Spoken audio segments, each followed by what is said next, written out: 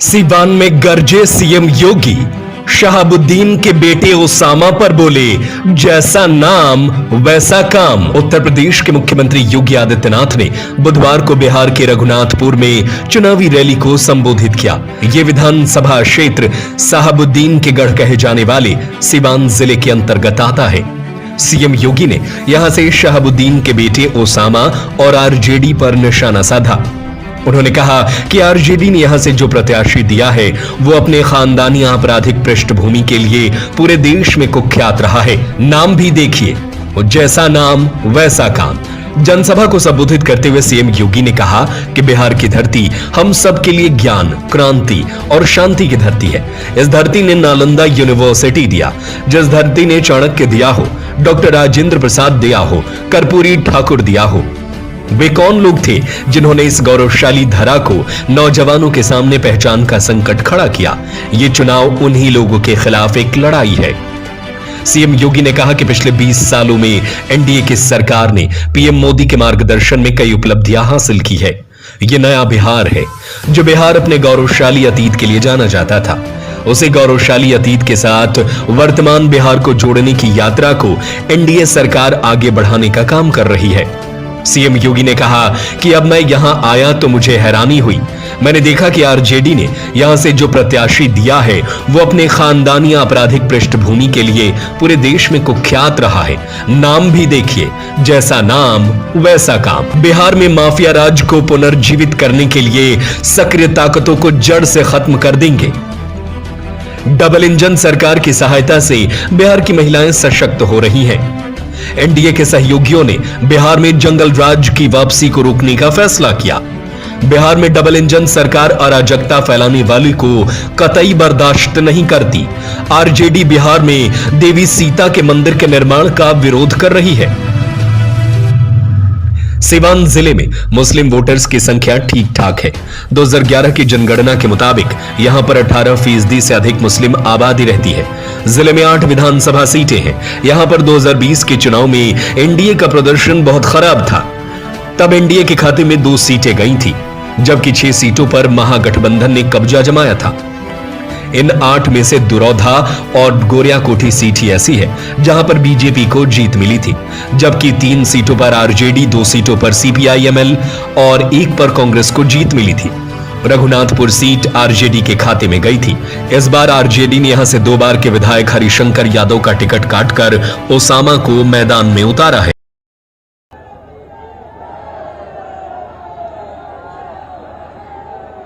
आज की इस चुनावी सभा में मंच पर उपस्थित सीवान की लोकप्रिय सांसद श्रीमती विजय लक्ष्मी देवी जी,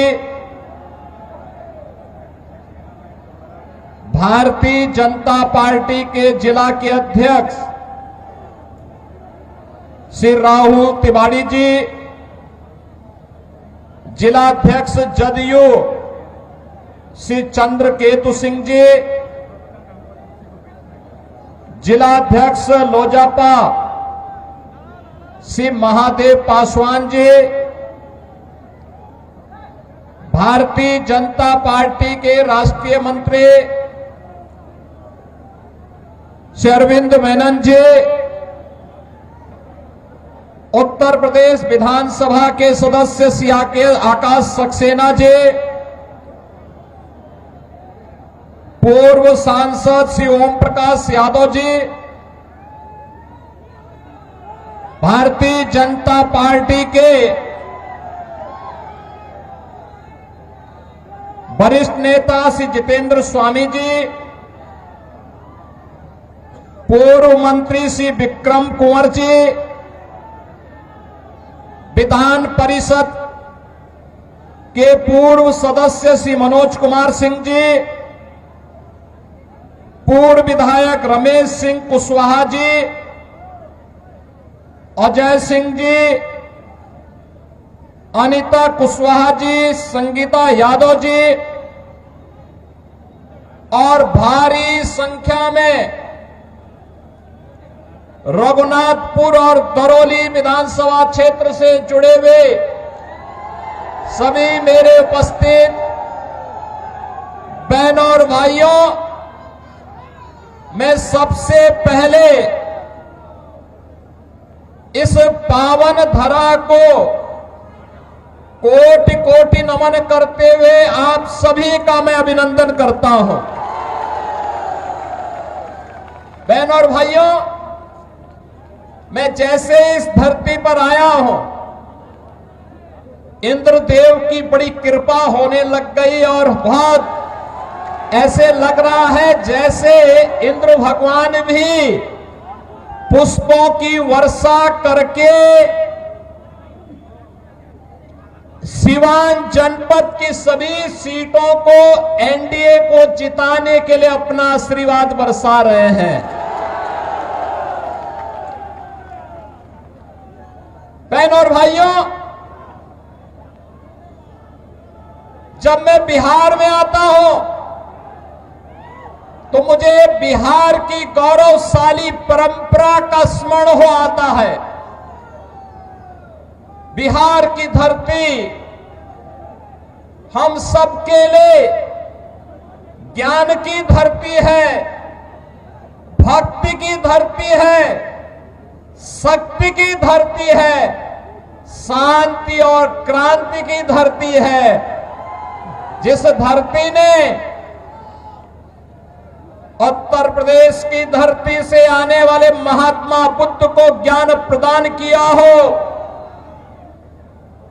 जिस धरा ने भारत के गौरवशाली इतिहास में एक नया अध्याय जोड़ते हुए नालंदा विश्वविद्यालय दिया हो, जिस धरती ने महावीर भगवान महावीर जैन को जन्म दिया हो, जिस धरा ने चाणक्य दिया हो, जिस धरती ने डॉक्टर राजेंद्र प्रसाद,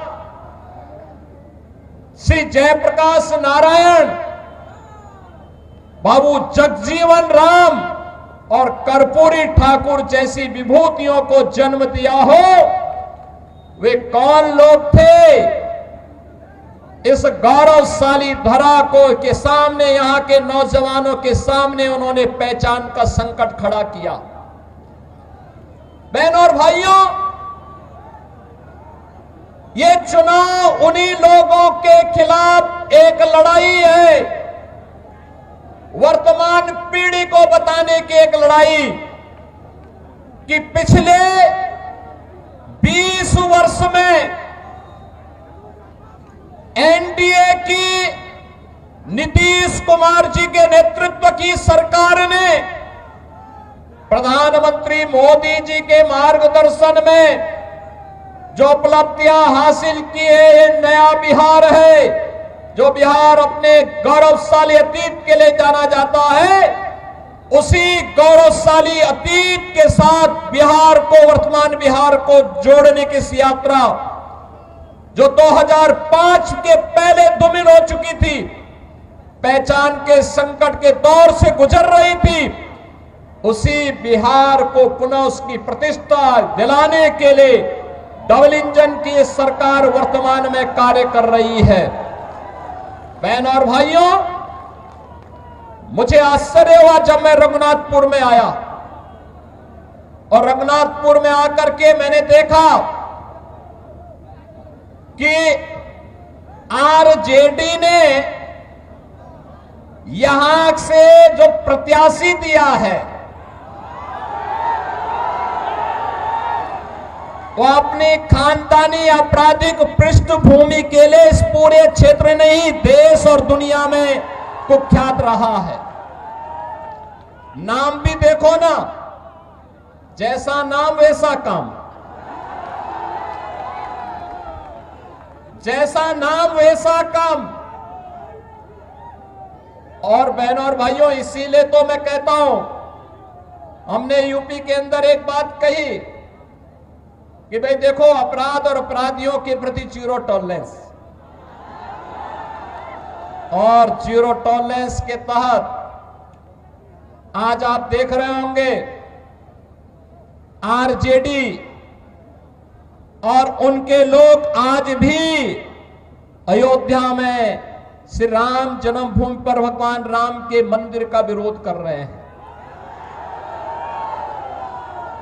सीतामढ़ी और उसके आसपास के क्षेत्र में मां जानकी के भव्य मंदिर के निर्माण और कॉरिडोर के विकास के लिए किए जाने वाले कार्य का विरोध कर रहे हैं।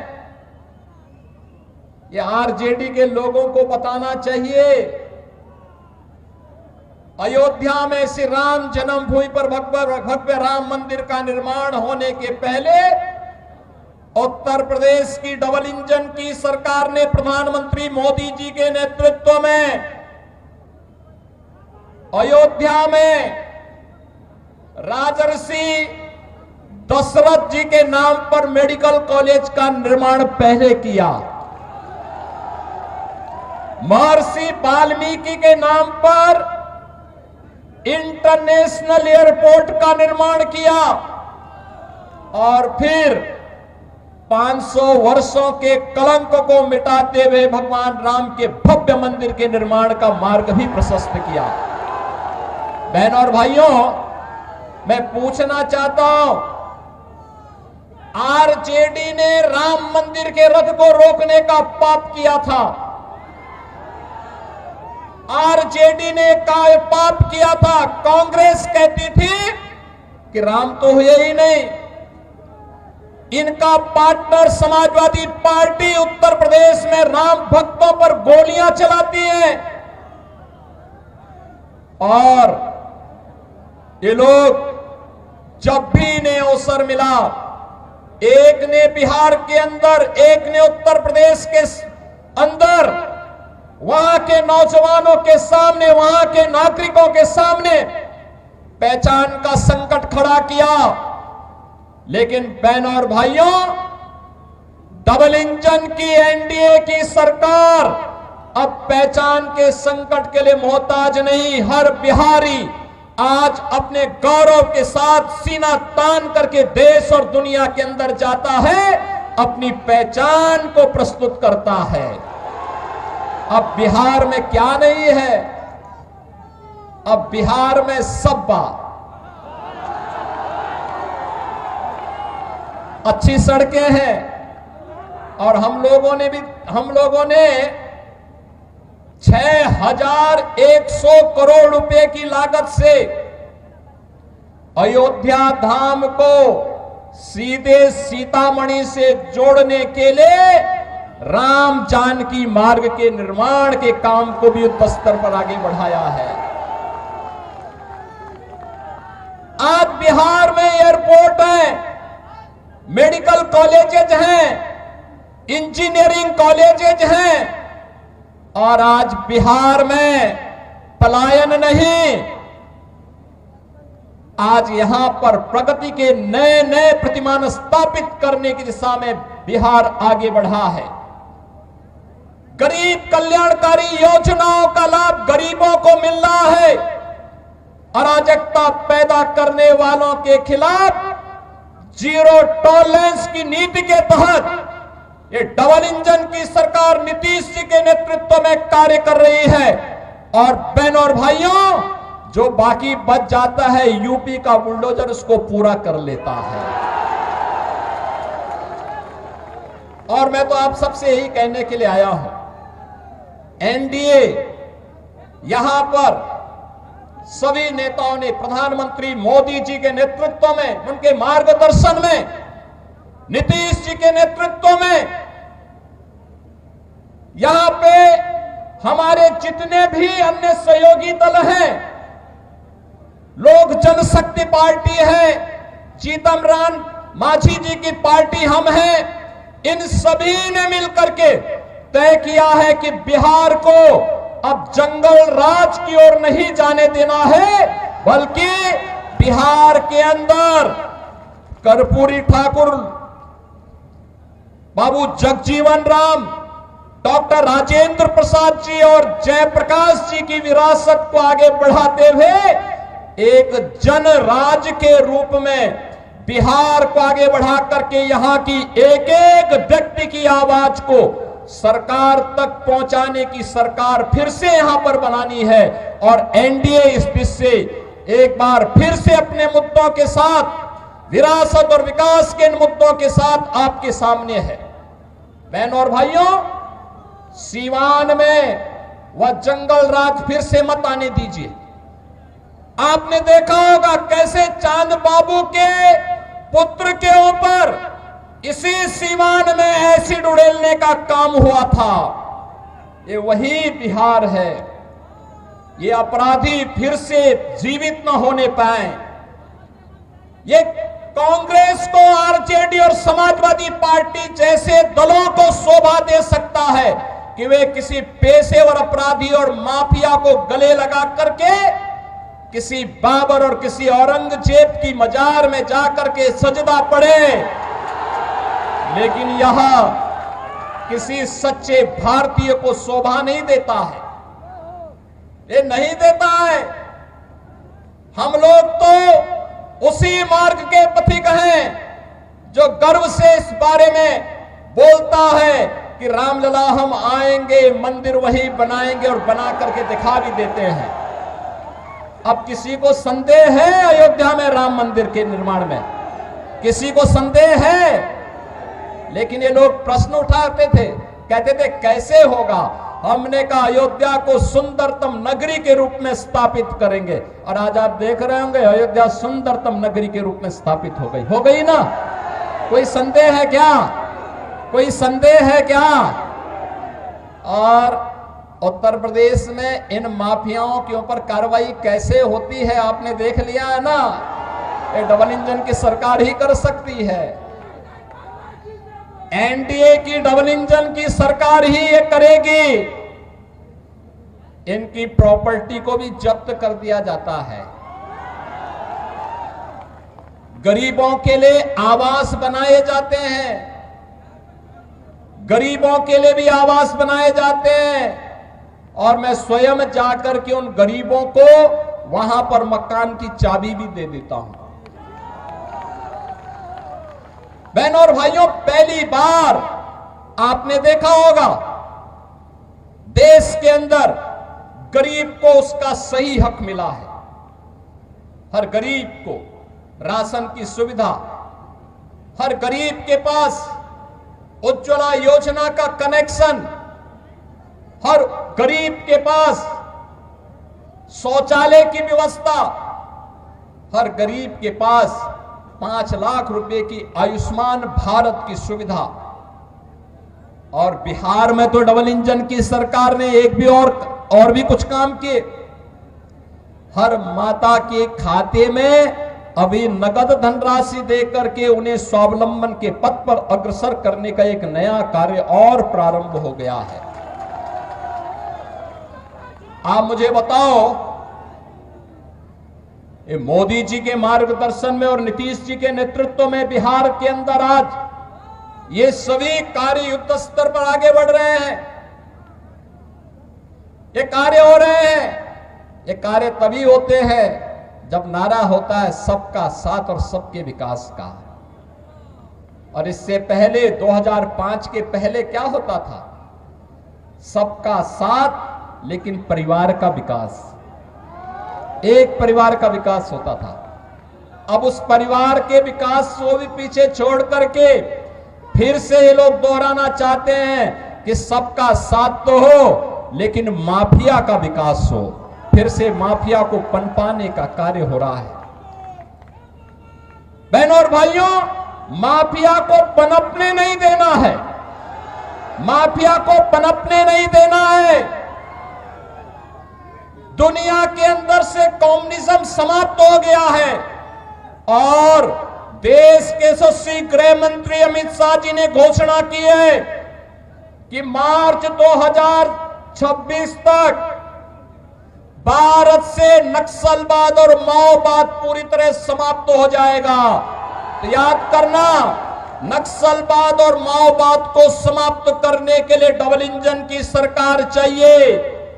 हमें ये माले नहीं, वहां पर वह सीट लोक जनशक्ति पार्टी को चाहिए, एनडीए को चाहिए। और इसी प्रकार से रघुनाथपुर सीट ये जेडीयू एनडीए को चाहिए। इसके लिए आज आप सबसे अपील करने के लिए मैं आया हूं आपसे, बहनों और भाइयों, हमें अपराधी नहीं, हमें माफिया नहीं, हमें गांव, गरीब, किसान, नौजवान, महिलाओं और विकास के कार्यों को प्रभावी ढंग से आगे बढ़ाने वाला जनप्रतिनिधि चाहिए। आपके सुख दुख में सहभागी बनने वाला जनप्रतिनिधि चाहिए। गरीबों के साथ खड़ा होने वाला जनप्रतिनिधि चाहिए। अत्याचार और शोषण कराने वाला नहीं, पर्व और त्योहारों के समय दंगा कराने वाला नहीं, आस्था के साथ खिलवाड़ करने वाला व्यक्ति नहीं, बल्कि विकास के प्रति ईमानदारी के साथ कार्य करने वाला व्यक्ति हो। और इस दृष्टि से एनडीए ने जेडीयू के प्रत्याशी के रूप में नंबर भी है 108 रघुनाथपुर। 108 तो भारत का सनातन धर्म का शुभ अंक है और शुभ अंक में एनडीए ही आनी चाहिए। सहमत है ना? सहमत है ना? किसी अशुभ को मत आने देना, किसी ऐसे व्यक्ति को मत आने देना जो यहां के पहचान के सामने संकट खड़ा करे। तो श्री विकास कुमार सिंह को रघुनाथपुर से और दरौली से श्री विष्णुदेव पासवान जी को, नाम भी विष्णुदेव पासवान, ये दो प्रत्याशी एनडीए के हैं, विजयी बना के भेजेंगे, बना के भेजेंगे। ये पीछे लोग क्यों, यहां इतनी बड़ी संख्या में लोग खड़े हैं, सभी लोग पीछे देखो और पीछे देखो, इधर देखो, सभी लोग सहमत हैं, विजयी होकर के जाएंगे ना दोनों लोग। आप लोग घर घर जाएंगे, एक एक घर में जाकर के मेरी अपील को पहुंचाएंगे। विरासत और विकास के लिए, यहां के नौजवानों के रोजगार के लिए, अन्नदाता किसानों की खुशहाली के लिए, बहन और बेटी की सुरक्षा के लिए और व्यापारियों को एक उन्मुक्त वातावरण में व्यापार करने के लिए ऐसा वातावरण देने के लिए फिर से बिहार के अंदर एनडीए सरकार चाहिए। आप सभी सहमत हैं ना? होना चाहिए ना? नौजवानों को रोजगार मिलना चाहिए ना? किसानों को खुशहाली आनी चाहिए ना? बहन और बेटियों की सुरक्षा होनी चाहिए ना? ये काम केवल डबल इंजन की एनडीए सरकार ही करेगी। और इसके लिए विकास कुमार सिंह को रघुनाथपुर से और दरौली से श्री विष्णुदेव पासवान को प्रत्याशी बना करके एनडीए ने आपके पास भेजा है। विजयी बना के भेजेंगे। सभी लोग मेरे साथ बोलेंगे फिर, भारत माता की, भारत माता की, भारत माता की जय श्री राम, जय जय श्री राम, जय जय श्री राम।